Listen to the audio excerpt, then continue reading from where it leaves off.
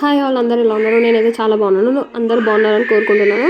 ఇక్కడ కనిపిస్తున్న ఇంగ్రీడియంట్స్తో ఏం వంట చేస్తున్నానో కామెంట్ చేయండి. మీరు గెస్ చేస్తే చూద్దాం.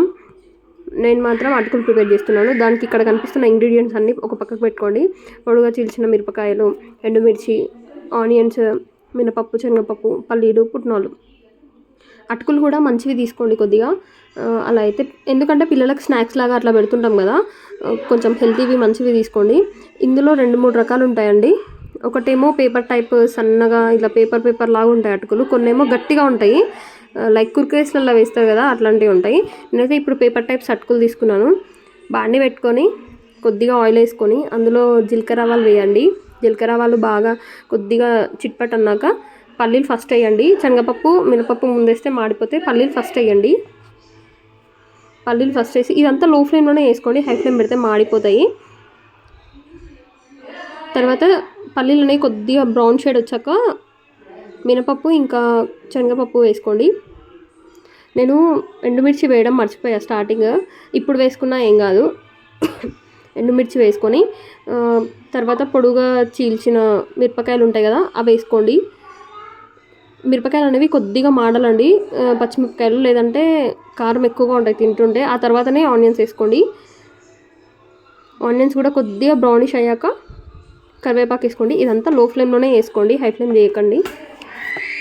నెక్స్ట్ తగినంత సాల్ట్ వేసుకోండి. సాల్ట్ కొద్దిగా తక్కువ వేసుకోండి, సరిపోను కూడా వేసుకోకండి, కొద్దిగా తక్కువ వేసుకోండి. ఎందుకంటే సరిపోను వేసుకున్నా కూడా కొద్దిగా ఇందులో ఎక్కువ అనిపిస్తుంది. ఇంకా మెయిన్ లాస్ట్ పసుపు అనేది కొంతమంది చాలా ఎక్కువ యాడ్ చేసుకుంటారు. మొత్తం అవి అటుకులా లేకపోతే ఏదో చిత్రాన్నం లాగా అంత ఎల్లోయిష్ చేస్తారు. నాకు అంత ఎల్లోయిష్ నచ్చదు. కొద్దిగా అక్కడక్కడ వైట్గా అక్కడక్కడ ఎల్లో ఉంటేనే అటుకులు తినాలనిపిస్తుంది.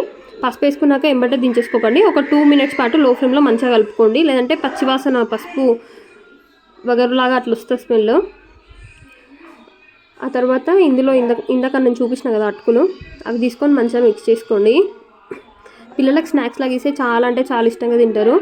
మళ్ళీ నోరుకి కూడా ఏమైనా మంచిగా లేనప్పుడు మంచిగా ఇలా చేసుకొని తింటే సాయంత్రం ఈవినింగ్ స్నాక్స్ లాగా ఇచ్చిన, పొద్దున్న పిల్లలకి స్కూల్ బాక్స్లో కొద్దిగా లైట్గా పక్కకు పెట్టి పంపించిన మంచిగా స్నాక్స్ లాగా తింటారు. చాలా అంటే చాలా బాగుంటాయి.